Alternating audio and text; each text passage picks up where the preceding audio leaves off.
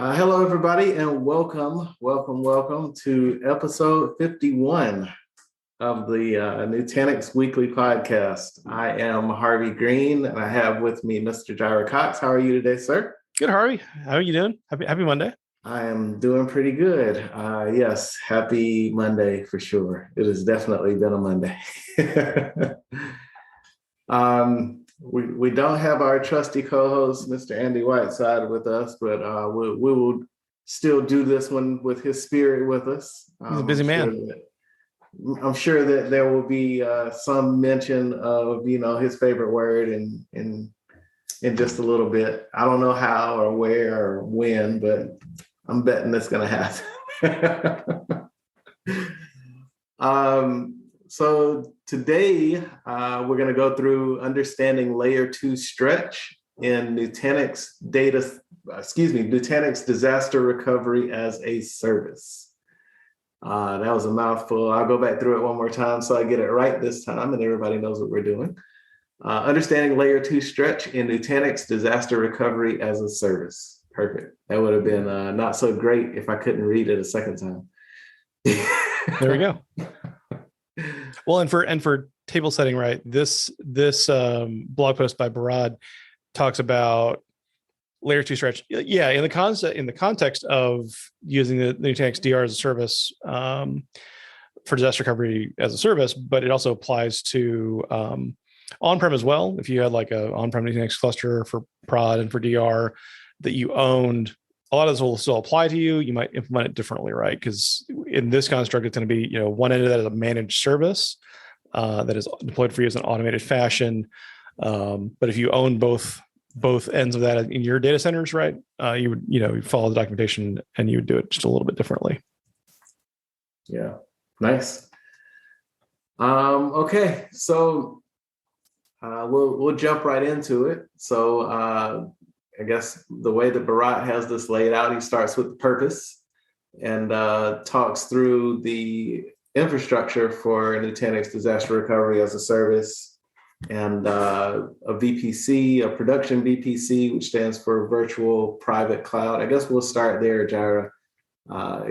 Explain to the people what a VPC actually is. We've got these words, Virtual Private Cloud. What does that even mean? Yeah, yet another TLA, a 3-letter acronym in our technical world. So the VPC is like the ability for you as a tenant, right? You as a customer consuming resources, right, from various cloud providers to say, this is my stuff, right? This is going to be my network within, obviously, the larger cloud provider network. But this little piece of it, this network is mine, and I'm going to define my subnets and my stuff and firewall rules and so forth. So it's my virtual private cloud is a good way to summarize it, right? VPC. It's what part of the network do I have control over? It is my domain in the bigger ocean, right? Right. So within that VPC, right, that's what I can connect my data center to. I can have subnets that live within. And then for some more, table setting definitions, right, the layer 2 stretch is the ability to say, I want to be able to run the exact same IP addresses on either side of it, right? And I can move a VM from one side to the other without needing to change what those IP addresses are. Right. So we'll talk through that and the what is layer 2 stretch part of the blog here. Jair's already getting ahead, but that's okay. We did have Andy join us. Andy, how are you? Hey guys, sorry I'm late. You're fine, dude. Welcome. Crazy. Hey Jared, right on time. We just got through the purpose of today's article about understanding layer 2 stretch in the disaster recovery as a service, and kind of talking through some of the acronyms and kind of definitions before we jump all the way in the pool. We're getting our feet wet. Hey, Jaira, help me understand how this differs from what I learned of Nutanix in the very, very beginning, which is the idea of a stretch cluster. So a stretch cluster would, if I'm thinking of what you're thinking of, would talk about, how do I use various hardware resources, right, at various data centers to act like one cluster, right? One way to do that would be with like a metro cluster, where I can have some nodes in one data center, have other nodes in a data center across town. At the Nutanix level, we would treat that as two different clusters, Nutanix cluster A, Nutanix cluster B, but you can configure Nutanix replication, when you've got low latency connectivity between those two in an asynchronous state, right? So that when a VM writes data at cluster A, I also want a copy of it at cluster B before we acknowledge back to that virtual machine, hey, we've got your data, right? So I have to write it in both data centers happily before I acknowledge back to the virtual machine. And then I can, at the hypervisor level, say, treat cluster A plus cluster B as one single compute cluster, right? So that in my hypervisor management, like say vCenter, I see one cluster of nodes, and then my vSphere HA can just do its job, right? If one data center goes dark, my VMs will restart on the other data center with zero human interaction, right? So that would be, am I on the right page here for what you are thinking about for a stretch cluster? Yeah, I think so. The very first time I heard this, we had a cluster in one data center, and we thought about having a cluster in a second data center across the street from each other. Across the street from each other. And I think in their case, the customer was arguing, well, why don't I just have a regular cluster and not worry about a metro cluster? Because they had very low latency, and they had, I think in the beginning, they thought they had redundant paths across the street. But in this case, maybe they didn't. So I think they ended up with, cluster A and cluster B and a metro cluster. And so if I'm understanding you right, so if I'm going to write, I'm an RF2, so I'm going to write, I'm going to redundancy factor of 2. So I'm going to write once, twice, and at least one time across the street, and then I've written. Is that true? Actually, so we do RF2 at the Nutanix cluster construct. So you'd have RF2 at each cluster, actually. Okay. Before it was acknowledged, it's been written. Right. Okay. Because you're ordering the level of availability there such that either cluster could immediately, like say, lose all power, and the surviving cluster has a healthy compliant copy, and really two copies, right? RF2 of all data. Yeah. So yeah, the construct I would have coached your customer there about is, you said it was even suspected they had redundancy. Maybe they didn't initially, right? Is if you were going to treat that as one single cluster, this goes for really any HCI cluster of any flavor, any distributed system of any flavor, actually at that point, right? If you're going to have that ability for a partition to form, you either would kind of probably go blind, having so much redundancy, you could lose half of your resources at one point and still keep on running, at which point, you're way beyond RF2, you're doing like RF10 perhaps.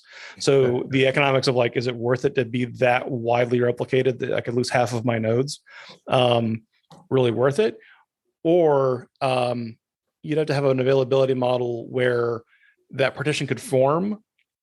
You're comfortable with both halves of the cluster stopping, right? To avoid split brain scenario, like I can't run without all of my nodes online, and I'm comfortable with downtime until I can restore my network connectivity, right? So that would be the kind of the two, which is probably not what most customers want. They'd want to be able to lose one or the other and keep on chugging. Yeah. So in this case, we got to do poor man's clustering because we were doing Citrix. So we put one controller in one data center, one in the other, told each other about each other. We used network load balancing. It ended up being a really simple use case here. And then we ran desktops in both, and you either went to one data center or the other based on the Citrix environment saying, okay, one over here, one over there, one over here. That was down. Now we're going over here again.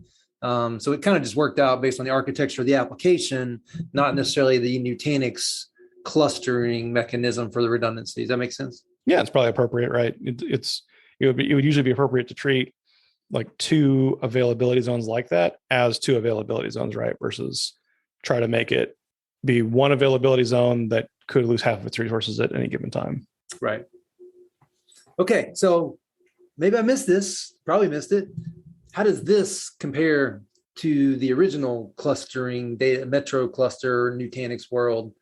Or am I totally talking about something that's off topic here? It can certainly actually have some surface area, right, with the metro cluster, because normally, back to what I described about a metro cluster, where say I want two data centers and I want the ability for one of them just completely go totally black data center, like power loss, right? Everything's off, and no network, no ping, no power. Not a smoking hole, right? Not physical damage, but the technological equivalent of that. Totally dark data center, but I want my VMs to automatically resume function at the other data center, right? Using just standard like automated HA recovery, no human involved for my DR process. One thing that I would need for that is a stretch layer 2, right? I need to be able to have those VMs change geographic location without re-IPing, right? Because HA is a construct that can't re-IP a virtual machine. So it has to just power on with and honor the same static IP address that the VM had right before it failed.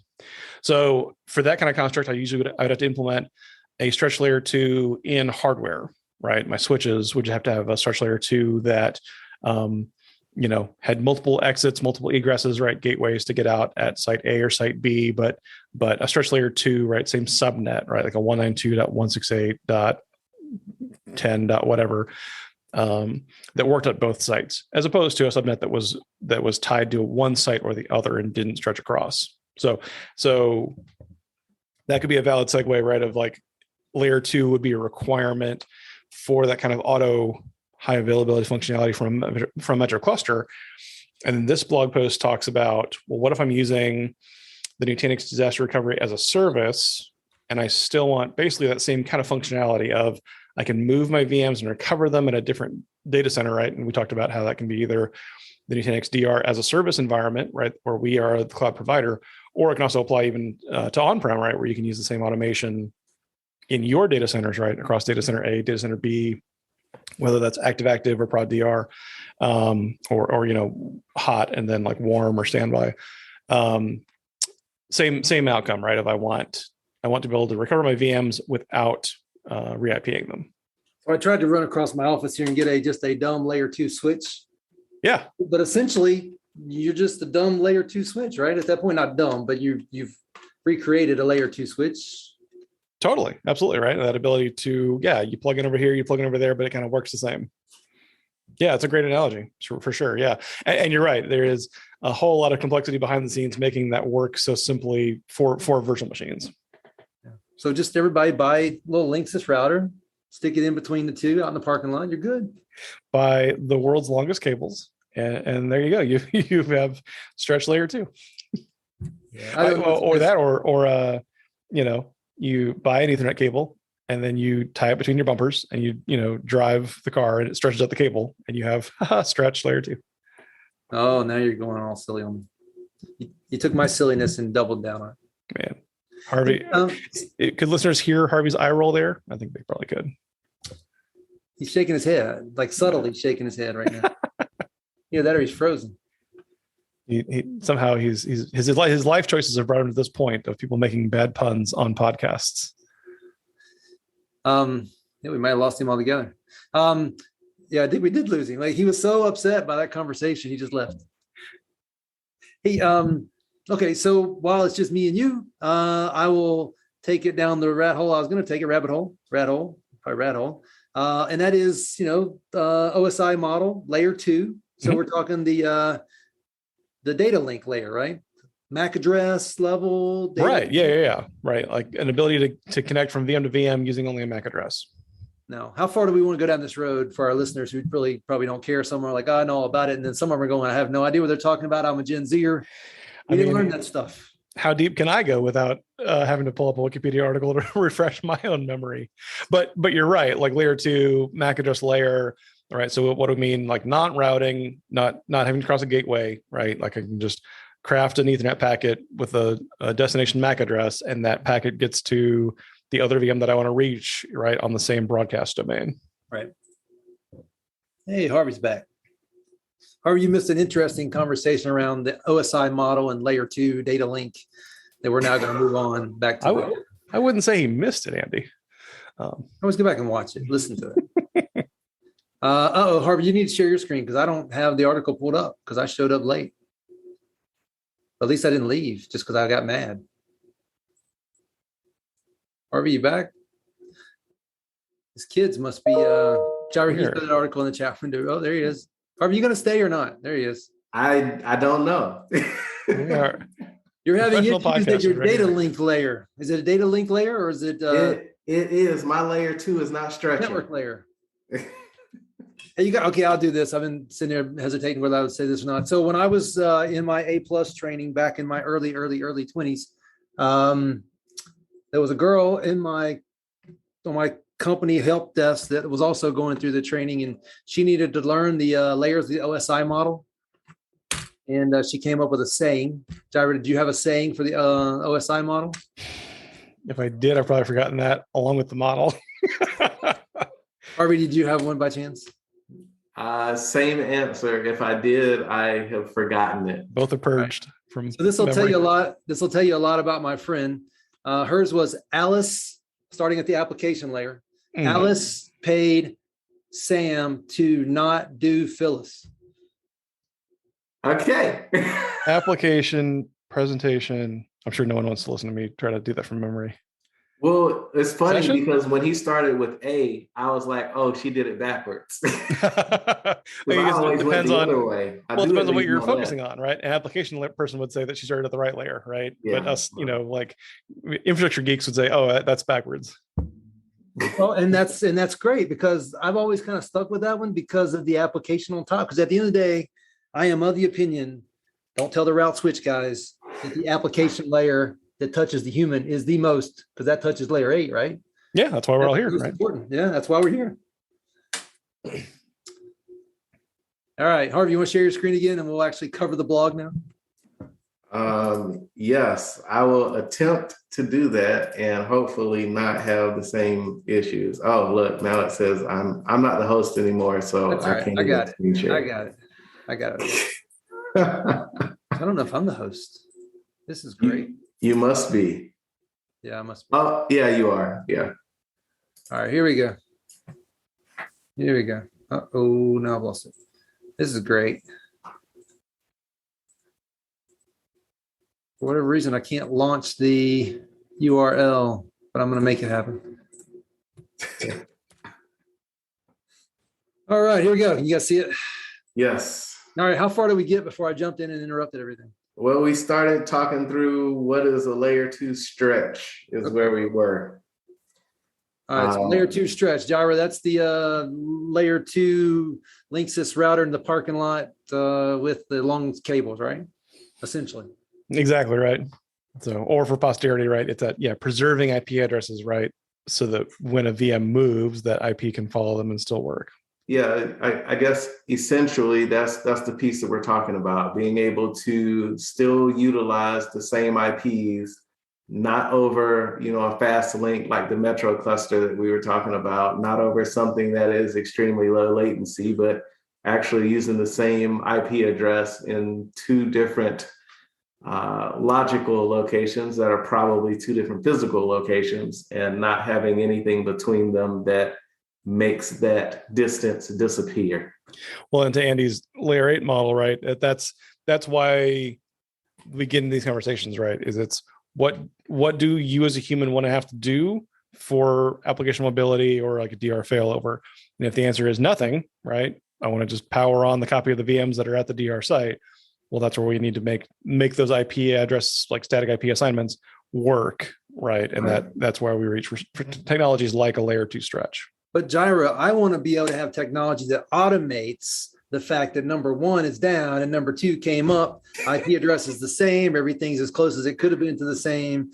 And I'll get out of bed in the morning and go fix whatever I need to fix. Well, A, that sounds like good automation. And B, I agree. We want you to have that, right? So we should absolutely, work with customers to get them to that point. Like you could do that entire stack and automation through Nutanix and what you can automate on Nutanix.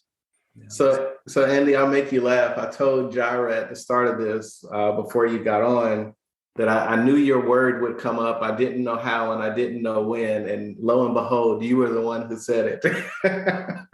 I want the world to know I'm a fan of good automation. I just don't like automating bad process. That's right. All right. Jaira jumps into this section here about, 5 bullets, 6 bullets, 5 bullets. So drilling back in like super, super narrow here, right? This is in the context of like, when one end is your Nutanix on-prem environment and the other end is Nutanix DR-as-a-Service environment, our hosted cloud environment, then there's certain prereqs here around minimums for Prism Element, Prism Central, software versions, IPsec connectivity and gateways, and IPs you need to assign to make the whole thing work. So, and then I call out here that if you're doing it on a vSphere environment, that it needs to run on a vSphere standard switch and not a distributed switch. So just knocking out all the prereqs there. I just automatically assumed this was a AHV only thing, which would be dumb because almost everything that comes out of Nutanix is both.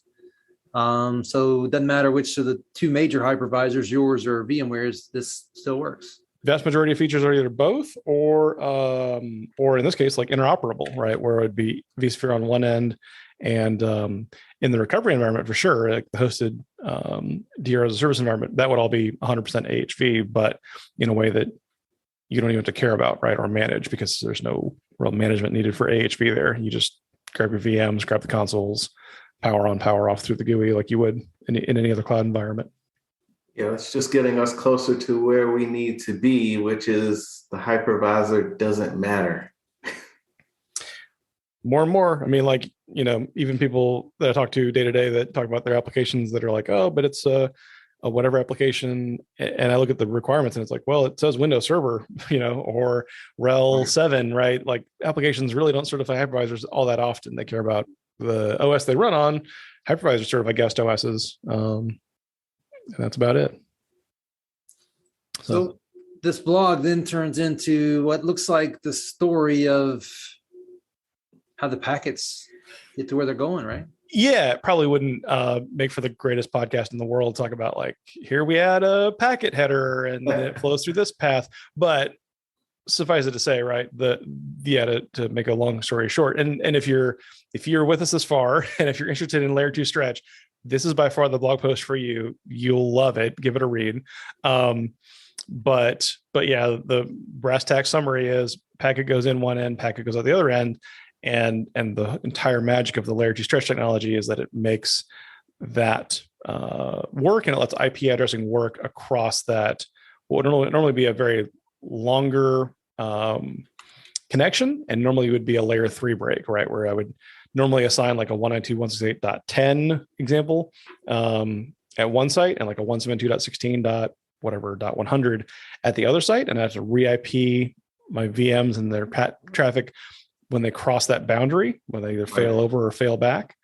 Or talk about another use case and problem solving here, or I'd have to shut down that network and move the network with my VMs when I wanted to do a DR failover, right? Another way I could skin that cat. Also, don't skin any cats. That's a terrible analogy. This is all about something we've all done more than once in our careers, where we had two machines running at the same time with the same IP address, right? Oh yeah, happens to the best of us. This is what it solves. No matter where that network ended up needing to be or was live at the time, you just can't have the same IPs going to two different MAC addresses. Or does the MAC address come with it? In this scenario? MAC address goes with the VM. Yep. Okay. Well, then you can't just screw your router up and have it not. No. Okay, I got it. What do you mean? I got to go. I've got Tom Smith lives here and Tom Smith lives there. I'm just going to send one, packets both ways, or just, quit. I think, you still don't want two VMs sharing a conflicting IP address, but yeah, you can not have to re-IP and not have to move the network, right? Because the network can simply exist in two places at once. And when you move a VM across, whether that's, live migration or DR failover, there's no action needed. Those packets will just flow. So what does that translate into? More predictability for your DR processes, easier operations for failover, for live migration of applications, less planning, right? Less having to revisit the network design or try to automate like switch and router configs into like scripts to, accompany your DR planning. More simplification for day-to-day operations for every admin at every level. And Gyro, these are all things that back in the day we used to pay third-party softwares to be able to do. Now it's part of the basic Nutanix offering, or what? When does this show up in my Nutanix purchase? You mentioned implemented in offerings and third parties, and also in hardware, right? So it used to be like this needed to be like a hardware defined solution of you put these kind of routers at prod, these kind of routers at DR, and make them work with who knows what kind of licensing together, right? So now it's actually hardware. It's functionality that used to be in hardware now translated into software functionality itself, right? So we can do it in software through vSwitches, through virtual routers, through the cluster itself. So yeah. So great point there around functionality that used to be hardware defined becoming software defined as software eats the world. So then there's a few different ways to license it. You can get it through either using the Nutanix DRaaS-as-a-Service environment. There's ways to get it on-prem as well through the Nutanix licensing, and you'll see that with like the NCI and NCM packages as well. So there's a few different ways to get there. So like a company like us, XenTegra, that's providing Nutanix as a DR, is it part of our managed service offering that we can bring to customers, or is it something they're going to have to buy and then we'll leverage it? That's a great question. I don't know the answer to that. I don't candidly handle partner like MSP style licensing all that often. So I would have to find, I'd look that up along with you. Yeah, no worries. I'm going to throw it in my Salesforce and tell somebody else to go figure it out. Yep. Okay. Well, how do we proceed from here? I mean, have we covered what we need to, and then tell them just, hey, go read and then look at the pictures, or what and maybe these scenarios to overcome, this might be a good section to talk through, and others, but how looks like one that somebody needs to go read, not something we're going to be able to talk through. Right. Yeah. I was talking earlier about kind of getting our feet wet before we jumped in the pool. We jumped in, we had a swim, and now, this is the scuba diver part. Because he went pretty deep for us to be able to try to describe, pictures and layouts in a podcast. But the content is definitely there. So I would definitely encourage those who want to know more to come out and take a look at the blog post. Yeah. Yep. I think it's sufficient justice for doing the topic to say, here are the capabilities and like problems it can solve. And then if you want the deep dive on like, but what headers get attached to what packets at which place, and it switches from TCP to UDP and all that stuff, this is by far the blog post article to curl up with a good cup of coffee and give a read through. That's right. And as soon as you're finished, when you have questions, you just jump on the horn with me or with Andy, and we'll both just go get Jira. There we go. Right. Like any good meeting, we have a plan for our next steps. That's right. Looks like to me one of those good blogs that would be best described by two British chaps standing in front of a whiteboard. Those are the best blog posts. With a little humor. You just have to discern when they're being funny and when they're being real. All right. Well, guys, I think we're done. Jira, any parting comments? We're going to let Harvey, after you and I drop, Harvey's just going to read through the blog out loud for everybody. But stay tuned.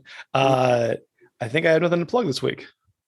You should find someone running a Nutanix bootcamp and attend it. Hey, do you know anything about .next? You guys going to have one? I don't. I think we're hopefully getting closer to making some announcements, but I have not seen any. Seems like I knew last week what the story was, and now I've forgotten. But on those Nutanix boot camps, Jira, I know a guy. You know a guy. There you go. And when's the next one coming up, Harvey? That's a great question. I believe we are done for this month, being that today's 25th. So let's see. Next month, it would be third Friday, which would be the 20th, May 20th. And are you still doing the ERA boot camps? I am. We have, which one is up first? We have Nutanix 101 first next month. So AOS AHV. And then the following week, on the 27th, is when we would do the ERA workshop. Okay. All right. Well, plenty of opportunity to get educated on Nutanix from XenTegra, from Nutanix themselves. Lots of good fun stuff. And if you're someone who knows the OSI model, you probably would be excited to attend one of our meetings. If Pam's listening, I think her name was Pam. Yeah. I just referenced something I learned from you a long time ago. Might have been Karen. I can see her face, but I don't remember her name. See, Harvey, if we had a mnemonic device to help remember the model, we would have remembered it too. But we would have. Working as intended. Yeah. I had a much cleaner version, but after she told me that one, I couldn't remember the clean one anymore. Yeah. All right, guys. Appreciate the join, and we'll do it again next week. Yep. Before you jump, I'm going to do it so everybody can hear me. We didn't do it on the last one, but we 50 episodes in. No way in the world I thought we'd be that early. I didn't know where it was going, but 50 is great. So thank you guys for being on here for that many. I'm sorry. It feels like we've been doing it for longer. Yeah, it's 51 now. Yeah. Yeah. So, yeah. Cool. I did truly not have gray hair when we started these things. Now I have gray hair. That's Jairus' fault. That's not my fault. I can't argue with the data. All right, gentlemen. Enjoy the rest of your week. Yep.